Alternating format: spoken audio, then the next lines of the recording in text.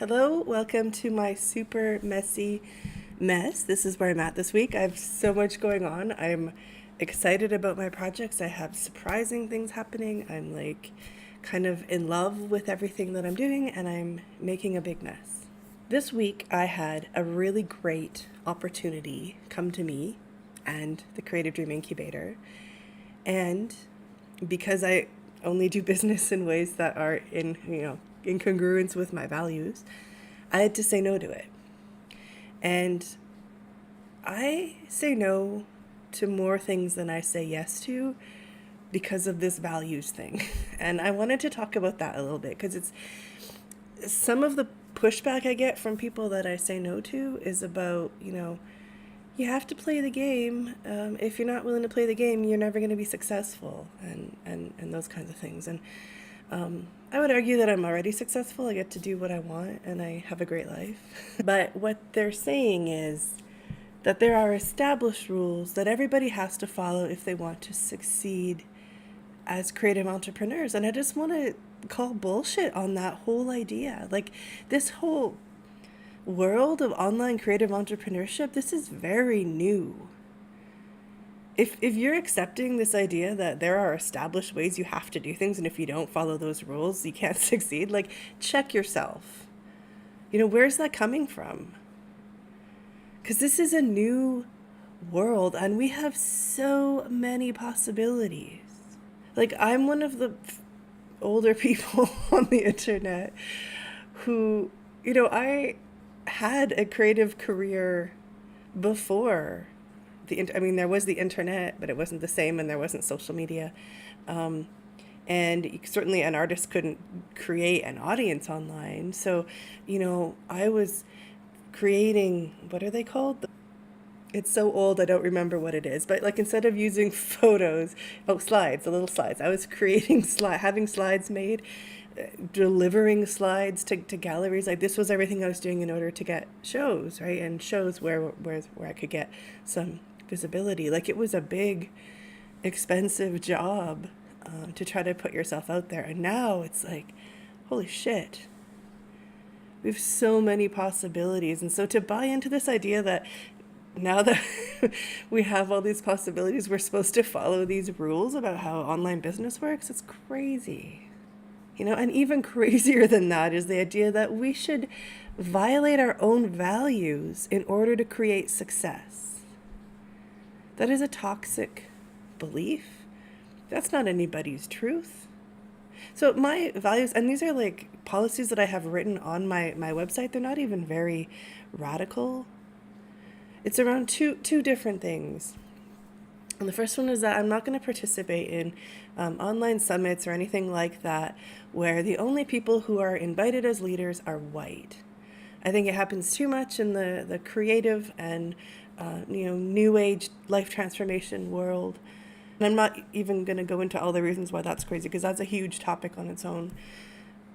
It's a small thing for me to just say, you know what, I'm only going to participate if everyone's invited. If this is basically a white supremacist life coaching summit, no, I don't want to be a part of it. And if it's not a white supremacist life coaching summit, why are you only inviting white people? But that's not even where the issue was in this particular thing that happened this week. It was my other policy, which is around I can only work with people who actually can trust me in how I am communicating with my own people, which is also about not commodifying the people who follow you or who like your work. Like, as I was just saying about how hard it was for me earlier, as a visual artist, everything I had to do to get shows, to get visibility, and now we can get visibility easier and we can get an audience easier. And so what the online entrepreneur world was trying to say is that then we should commodify that audience. And I'm saying no. I'm not commodifying the people who like my work. That's bullshit. Like, I'm commodifying my work. I'm selling it. So the other thing that they say, in order to participate in the online summits, is that you have to talk about the summit. Like, the person organizing the summit decides how each of the presenters talks about it. So if the organizer of the summit is really different in how they treat their audience, then I don't want them making decisions about how I treat my audience. And when someone signs up to receive emails from me about overcoming obstacles and making dreams real, I'm not going to send them an email about something unrelated just because someone else asked me to, just because if I don't get an opportunity. If I do that, I am commodifying my email list. I'm using that as leverage in order for me to get the visibility. And what they say is that everyone who participates needs to do this in the same way so that we all get our audience into this summit so that everybody gets exposed to everyone else's people, which is the commodification of those people. And I won't do it. When people come into my coaching programs and classes, like, we're doing vulnerable work together. Like, we are transforming our lives. There's not very many things that are more vulnerable than that. So how can I ask you to be vulnerable with me when I am commodifying you? I don't see it. I will not build my business on that kind of foundation. And holy shit, there are so many other ways that we can explore visibility, right? And how to put ourselves out there. I'm actually doing an entire coaching group on this next month. I'm really excited because it's something that I'm always exploring. How do we put ourselves out there and, attract an audience or create an audience, people who want to hear what we're saying, people who are interested in our work? How do we do that in ways that are in congruence with our values? Because I do believe that when we go against our own values in the foundation of how we build our business, that lack of congruence is always there, and it will show up as a lack of power, a lack of joy. Like, we deserve to feel good in our creative businesses. And how do we do that if we build them in ways that betray us, betray what's true for us?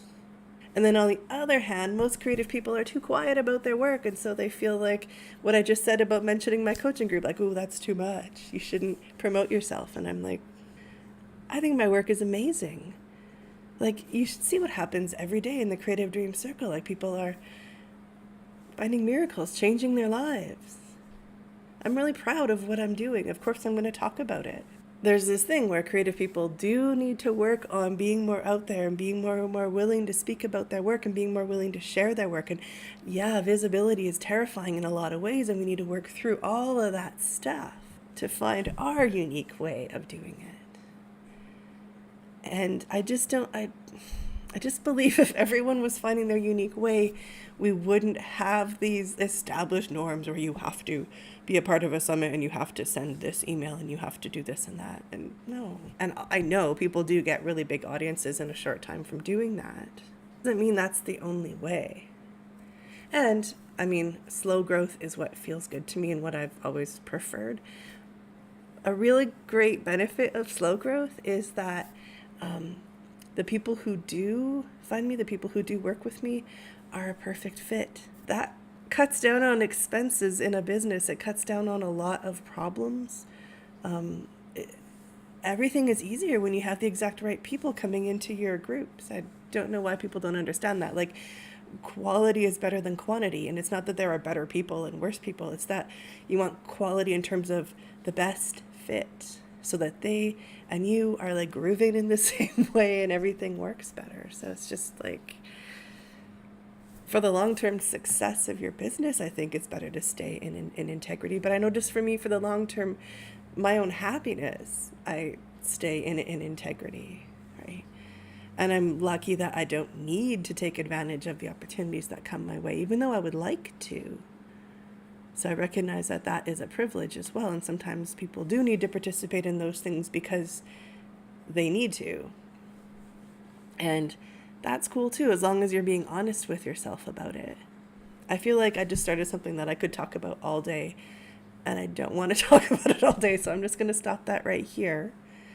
And also, I'm going to put a link to the coaching group, because this is going to be amazing. But actually digging in, like, so what is a really cool and creative and energizing and enlivening way for you to bring your work to the world?